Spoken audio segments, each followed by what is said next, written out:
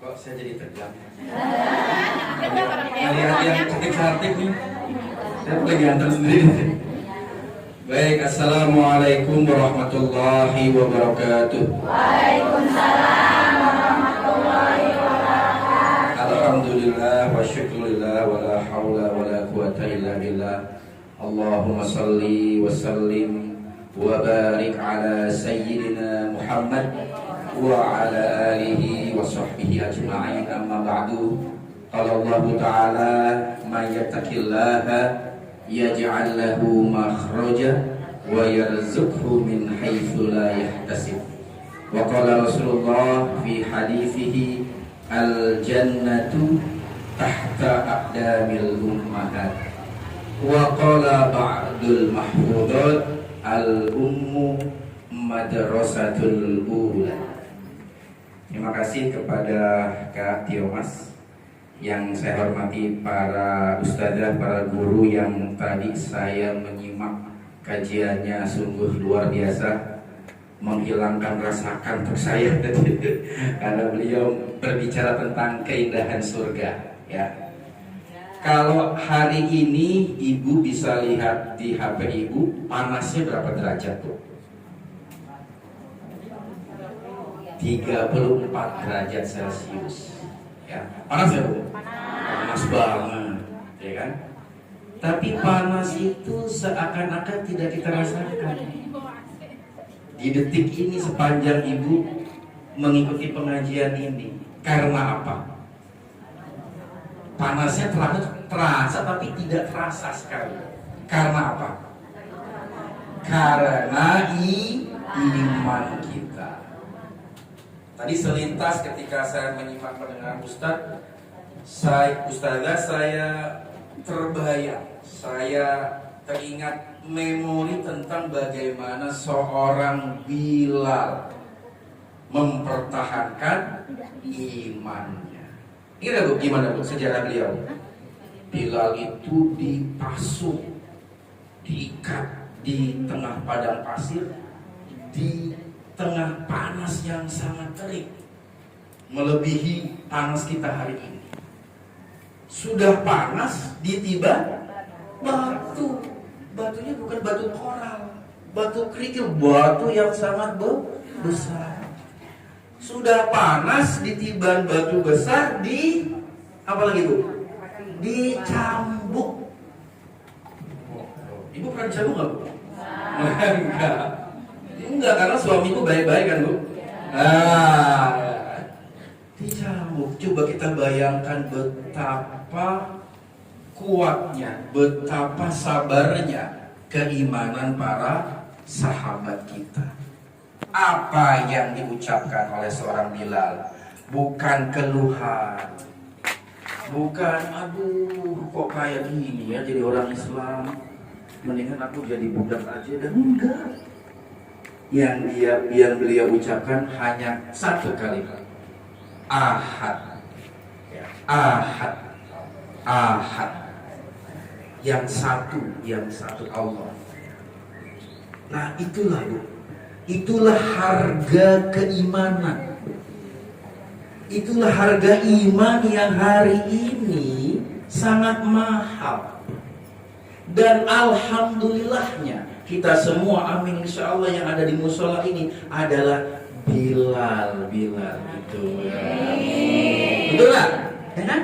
Yang lain mungkin tanpa bermaksud menjelek-jelekan, memilih untuk bobok siang, ya?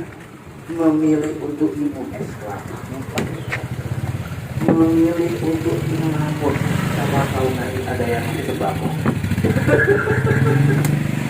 Memilih untuk apa? Tapi mungkin pilihannya tidak pilihan untuk memperkuat iman dan ingat kepada Allah.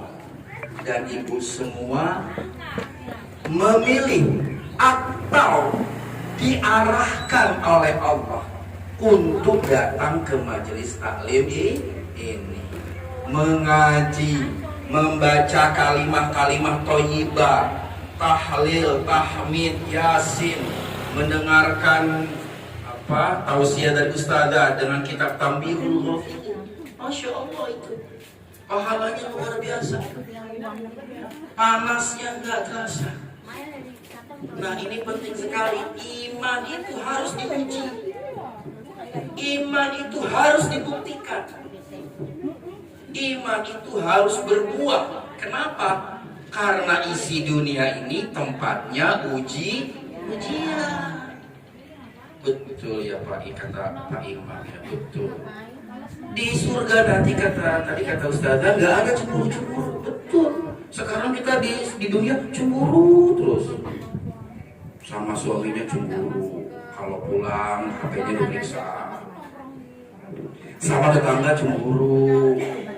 Dapat rezeki lebih besar. Wajar kita cemburu. Ya wajar karena kita dikasih rasa, dikasih emosi, dikasih nafsu. Supaya apa? Ya supaya kita berjuang. Walladzi khalaqal mauta wal hayata liyabluwakum ayyukum ahsanu amala. Allah yang membuat kehidupan dan kematian untuk menguji siapa di antara kita yang terbaik amalnya.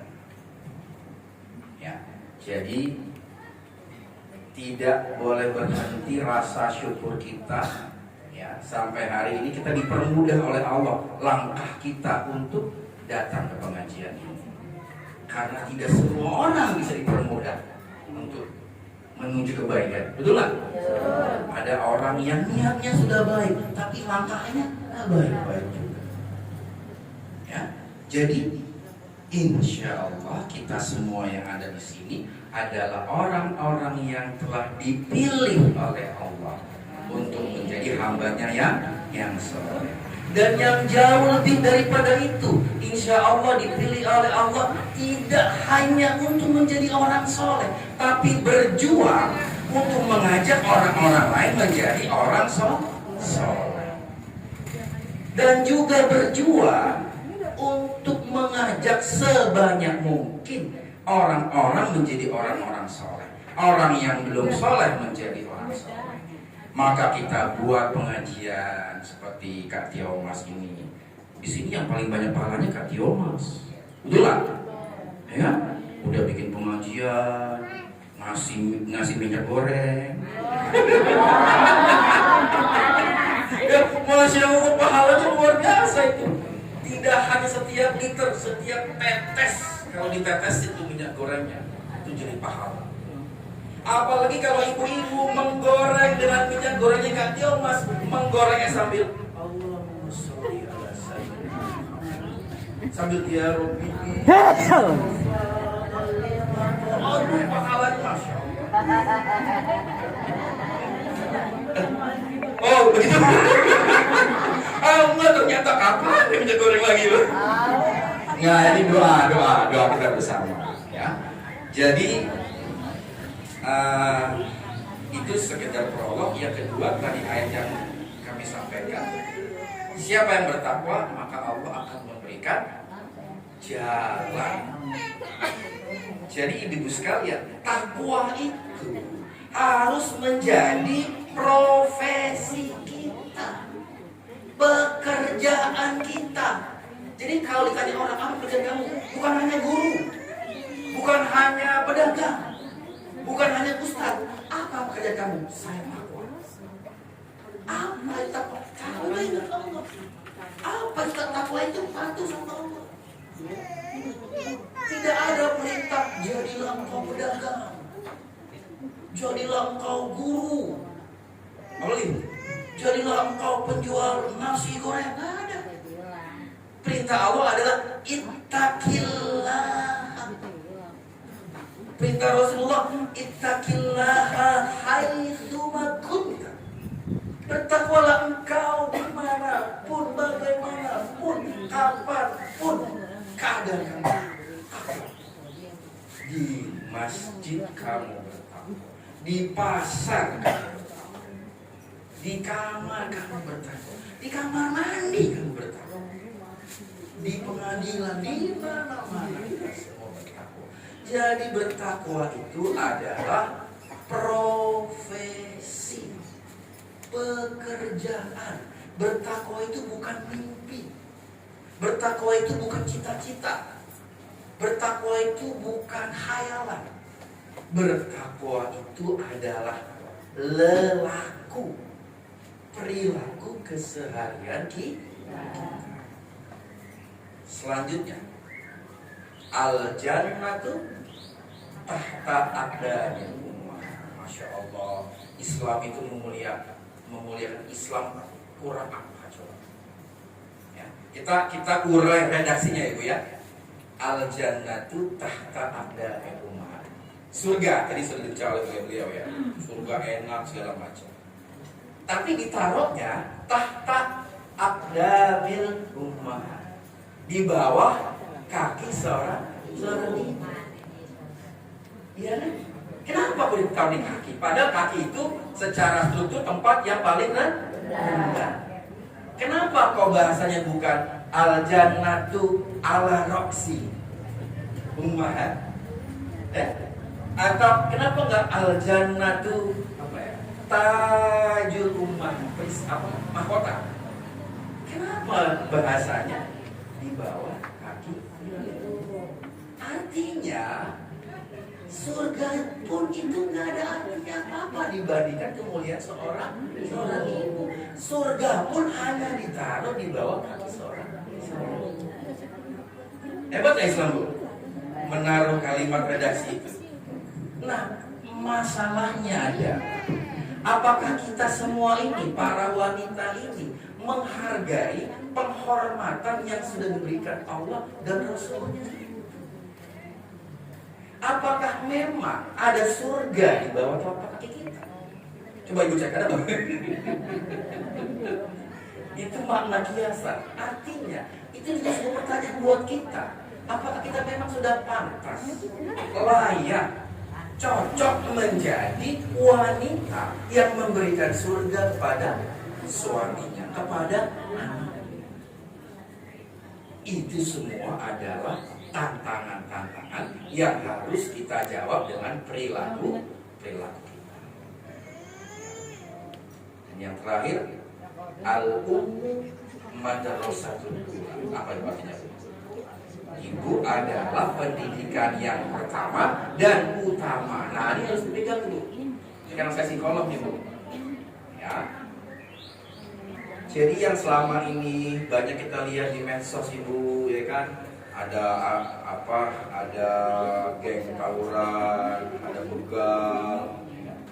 Ada kemarin tuh berita yang sangat sedih Bu. Di Depok seorang remaja usia 21 tahun membunuh ibunya. Tidak hanya sedang membunuh dengan 50 kali tusukan. Selesai itu ingin membunuh lagi bapaknya, tapi bapak bisa kabur.